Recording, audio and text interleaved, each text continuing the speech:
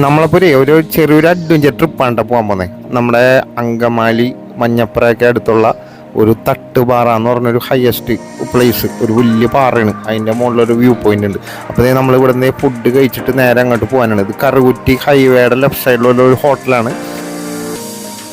അപ്പോൾ നമ്മളിത് ഇവിടെ നിന്ന് ഫുഡ് കഴിച്ചിട്ട് നേരെ തട്ടുപാറയ്ക്ക് വിടേണ്ട ഗൈസ്.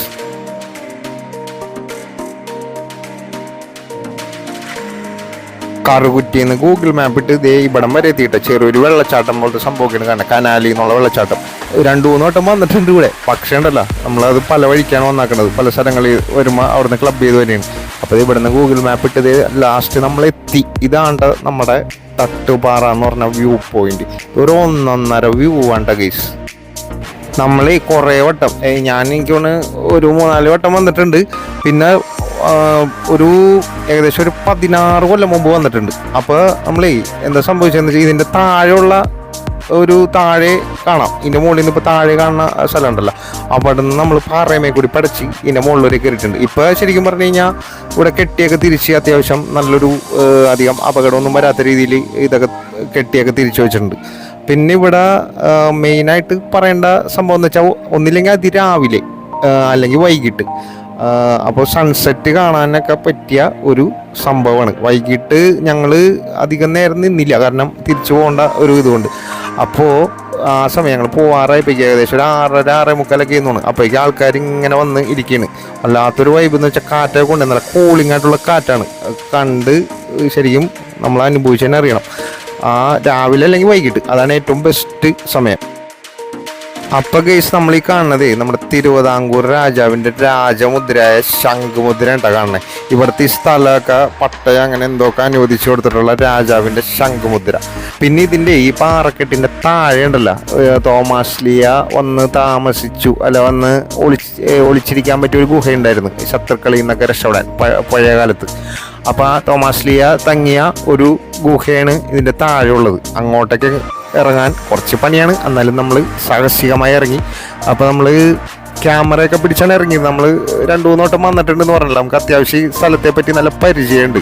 അപ്പോൾ പുതിയതായിട്ട് വരുന്ന ആൾക്കാർ ഈ ക്യാമറയൊക്കെ പിടിച്ച് ഇതിൻ്റെ ഭംഗി കണ്ട് നമ്മളങ്ങോട്ട് ഇതിൽ അവിടെ ഇവിടെയൊക്കെ പോയി നിന്ന് ഇറങ്ങി അങ്ങോട്ട് പോയി കഴിഞ്ഞാൽ തലയും കുത്തി നിലത്ത് വീഴാൻ ചാൻസ് ഉണ്ട്. അപ്പോൾ അങ്ങനെ എന്തെങ്കിലും സംഭവിച്ചാൽ യാതൊരു കാരണവശാലും ഞങ്ങളുടെ ചാനലോ ഇതിന് ഉത്തരവാദിയായിരിക്കില്ല.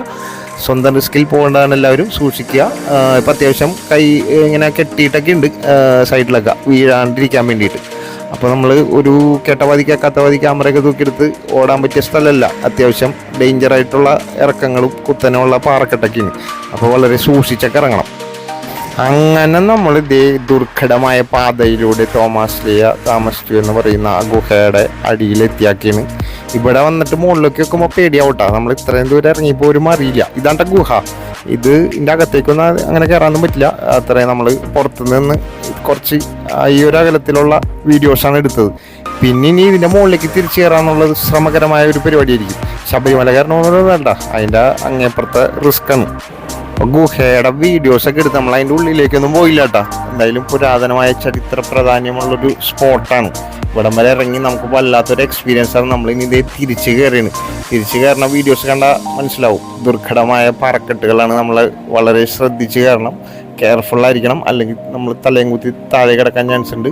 നല്ല ഹൈറ്റാണ്. നമ്മൾ ഈ വീഡിയോ കാണുന്ന പോലെ ആംബിയൻസ് ഒന്നും അല്ല. അതിൻ്റെ മുകളിൽ ചെന്ന് കഴിഞ്ഞാൽ ഹൈറ്റ് ഭയങ്കരമായ രീതിയിൽ നമുക്ക് ഫീൽ ചെയ്യും. ഏകദേശം ഈ മൂന്നാറൊക്കെ പോയി, പിന്നെ മൂന്നാർ മലയുടെ മുകളിലൊക്കെ കയറിയിരുന്നപ്പോൾ എനിക്ക് ഇതേപോലത്തെ ഒരു ഇതുണ്ടായിരുന്നു, ഹൈറ്റ് നമുക്ക് ഫീൽ ചെയ്താക്കണത്. ആ ഒരു ഫീലിംഗ് നമ്മുടെ ഈ എറണാകുളത്ത്, നമ്മുടെ ഈ അങ്കമാലിയിൽ ഈ ഒരു സ്ഥലത്ത് നിങ്ങൾക്ക് കിട്ടും. പിന്നെ ഇപ്പോൾ ഈ മഞ്ഞ് സീസണിലായിരുന്നു നമ്മൾ പോയിരുന്നത്. അപ്പോൾ വൈകിട്ട് ഞാൻ പറഞ്ഞല്ലോ, പോണതിന് തൊട്ട് മുമ്പായിട്ട് ഇത് കാണാൻ വേണ്ടിയാന്ന് തോന്നുന്നു ഒരുപാട് ആൾക്കാർ ഇങ്ങനെ വന്നിരിക്കുന്നുണ്ട്. അതേപോലെ രാവിലെയും നല്ല രീതിയിലുള്ള കോടമഞ്ഞ്, മൂന്നാർ എഫക്റ്റ് ആയിരിക്കും എന്നാണ് പറയണത് അവർ. നമ്മൾ പക്ഷെ അത്രയും ലേറ്റായിട്ട് നിന്നില്ല അവിടെ, നേരത്തെ ഇങ്ങോട്ട് പോകുന്നു. അങ്ങനെ ഗൈസ് നമ്മളിതേ ഗുഹയുടെ അടിയിൽ നിന്ന് മേളിൽ കയറി, അങ്ങനെ സേഫായിട്ട് കയറി മല ഇറങ്ങി, മല കയറി മുകളിൽ വന്നിരിക്കുകയാണ്. അപ്പോൾ ഇനി ഇവിടെ നിന്നിട്ടുള്ള കുറച്ച് വ്യൂസൊക്കെ എടുക്കണം. താഴെ ഒരു കനാലൊക്കെ കണ്ടില്ലേ, ആ കനാലാണ് നമ്മൾ വന്ന വഴിക്ക് കണ്ട കനാലില്ലേ, ആ കനാൽ കണക്ട് ചെയ്ത് വന്നേക്കണ കനാലാണെന്ന് തോന്നണ്. അപ്പം നമ്മളിത് ഇവിടുന്ന് പോകാനുള്ള പരിപാടിയിലാണ്. നല്ലൊരു ഓഫ് റോഡ് റൈഡിങ് എക്സ്പീരിയൻസ്, പിന്നെ ഈ ഒരു വൈബ് ഇത്രയും കിട്ടാനായിട്ട് ഈ സ്ഥലത്തേക്ക് വന്നാൽ മതി. ഇത് തട്ടുപാറ അങ്കമാലി തട്ടുപാറ വ്യൂ പോയിന്റ് എന്ന് ഗൂഗിൾ ചെയ്താൽ കിട്ടും. ലിങ്ക് ഞാൻ കൊടുത്തേക്കാം, ഡയറക്റ്റ് ഗൂഗിൾ മാപ്പ് ലിങ്ക് കൊടുത്തേക്കാം. അപ്പം നമ്മളിത് അവിടെ നിന്ന് ഇറങ്ങിയിട്ട് നമ്മളിത് വന്ന വഴി അങ്കമാലി കഴിഞ്ഞിട്ട് ലെഫ്റ്റ് സൈഡിൽ ഒരു കുടുംബശ്രീ ചേച്ചിമാരുടെ ഒരു ഹോട്ടലുണ്ട്. അവിടെ നിന്ന് കയറി കപ്പ ബിരിയാണിയൊക്കെ കഴിച്ചിട്ടാണ് പോകുന്നത്. കപ്പ ബിരിയാണി 2 ചായ അത്ര നമ്മൾ കഴിച്ചുള്ളൂ. പക്ഷെ ഇവിടുത്തെ കപ്പ ബിരിയാണി ഉണ്ടല്ലോ, ഒരു പ്ലേറ്റ് എന്ന് വെച്ചാൽ 2 ആൾക്ക് ഹ്യൂജ് ക്വാണ്ടിറ്റിയാണ്, പ്രൈസും കുറവാണ്. Tasty food, affordable price. അപ്പം ഇനി അടുത്ത വീഡിയോ കാണുന്നവരെ എല്ലാവർക്കും നന്ദി, നമസ്കാരം ഗൈസ്.